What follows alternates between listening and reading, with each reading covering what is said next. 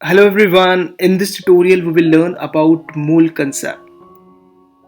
Of course, not the one which is there on your screen. And mole is not an abbreviation for molecule. That means mole is not equals to molecule. So what is mole then? To answer that, tell me the first thing which comes in your mind when you look at this term on your screen. Of course, that is number 12 because dozen is a collection of 12 things. So the value of dozen is equals to 12. In the same way, the value of mole is approximately equals to 602 hexillion or sextillion. That means 602 followed by 21 zeros. So if you abbreviate it and write it down in the scientific notation, so 1 mole is equals to 6.022 into 10 raised to the power 23. Dozen means 12, so the value of dozen is 12. In the same way, the value of mole is approximately 602 hexillion or 6.022 into 10 raised to the power 23. And this value is also equals to Avogadro's number, which is represented by capital N subscript capital A. It is named after the Italian scientist Amedeo Avogadro, although he was not the chemist who determined its value. It was Stanislao Cannizzaro who explained this number 4 years after the Avogadro's death. So let's see how much we have learned till now. To check that, we have to just answer few simple questions.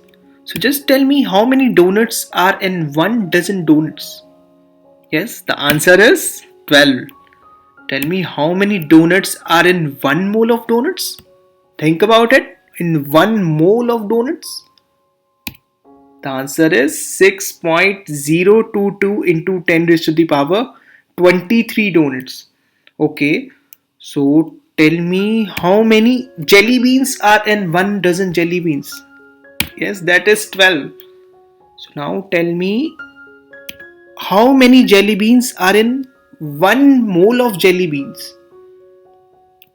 That is 6.022 into 10 raised to the power 23. That means in 1 dozen of anything we have 12 things, and in 1 mole of anything we have 6.022 into 10 raised to the power 23 things. Okay, so the value of dozen is 12 and the value of mole is 6.022 into 10 raised to the power 23 or approximately 602 hexillion. So now let's see how big is this mole. So according to one fact, if you have a mole of basketballs, you could create a new planet the size of the earth. Just imagine how big is this value. Okay, so now let's go deep into the concept. To do that, you have to answer some questions, and the key lies how much you think and visualize about your answer. So tell me the first question. How large do you think a mole of water molecule is? The mole of water molecule weighs 18 grams. That means you can easily store a mole of water molecule in 50 ml beaker. So now next question. How large do you think a mole of sugar molecule is? Sugar molecule is again weighs 342.3 grams. That means you can easily put 1 mole of sugar molecules in a container. So now carefully think and answer the next question. Why are the moles of water molecules and sugar molecules being so much smaller than the moles of basketballs? Think about it. I'll provide you one hint. If you know the answer, type your answer in a chat box. Your hint is size of 1 molecule of water is approximately 0.27 nanometers. Look at the figure in front of you. Here you have 1 mole of carbon atoms. That means I have 6.022 into 10 raised to the power 23 carbon atoms. Again, I have a question for you students. Just tell me, how do I know that there are 6.022 into 10 raised to the power 23 carbon atoms? Because I couldn't count them because of two reasons. Number one reason is they are extremely small. It is very difficult even with the help of very powerful microscope to see them. Second thing is, even if I could see them, it is not possible for a person in his or her lifetime to count such a huge number. So now tell me, how do I know that there are 6.022 into 10 raised to the power 23 carbon atoms? Just relax. So to know that, the only thing you need to do is, if I know what is a weight of 6.022 into 10 raised to the power 23 carbon atoms, so the simple thing which I will do is, I will weigh them out, and that will give me the desired number of carbon atoms. To understand in detail, let's take some more examples. Okay, so in order to understand this, let's use one analogy. Imagine we have a master chef who wants to create one recipe. To do that, he needs exactly 5,000 wheat grains. So in order to count 5,000 wheat grains, so in order to do that, he have two options. Option number one is, just take one grain out and then the another one and then the another one, and then count them one by one, which is really difficult, time consuming method. It will consume his entire day just to count the 5,000 wheat grain. Another method is, if he just figure out what is a weight of 5,000 wheat grains. Okay, the next thing he needs to do is just put that much amount on a weighing balance, and moment he get that weight on weighing balance and weigh them out. This is how we can connect number with mass. If we know the number, from there you can calculate the mass. If you know the mass, from there you can calculate the number. In the same way, I have calculated the mass of 602 hexylene carbon atom, that is 6.022 into 10 raised to the power 23 carbon atoms. So I know that mass of 1 mole, that is the molar mass. So I just weigh them out using the weighing balance, and then I can say that that much amount contains 6.022 into 10 raised to the power 23. And how do we know that what is a molar mass of any element? For that, just use the periodic table. For example, here we have the molar mass of carbon, that is 12.0107. So that means 12.0107 gram contains 602 hexylene carbon atoms. In the next case, now the master chef needs 5,000 kidney beans.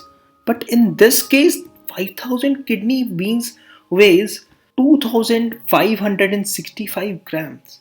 So the size of this wheat grain is a bit smaller as compared to the kidney beans.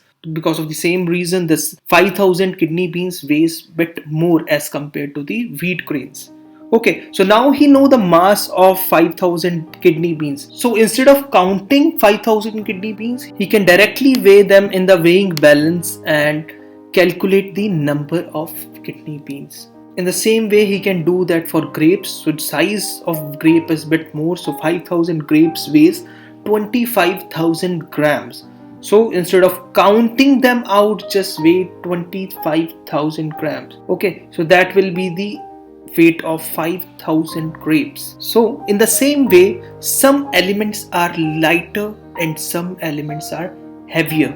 Okay, for example, the weight of 6.022 into 10 raised to the power 23 carbon atom is just 12.01 grams. On the other hand, the weight of 6.022 into 10 raised to the power 23 sulfur atom, that means 1 mole of sulfur atom weighs 32.065 grams. And how do I know that? I have just checked that from the periodic table. The mass of 1 mole of iron atoms, that means 6.022 into 10 raised to the power 23 iron atoms, is 55.845 grams. So some elements are heavier and some elements are lighter. So same number of carbon atom weighs 12.101 grams, same number of sulfur atoms weighs 32.06 gram, and the same number of iron atom weighs 55.845 grams. 1 mole or 6.022 into 10 raised to the power 23 of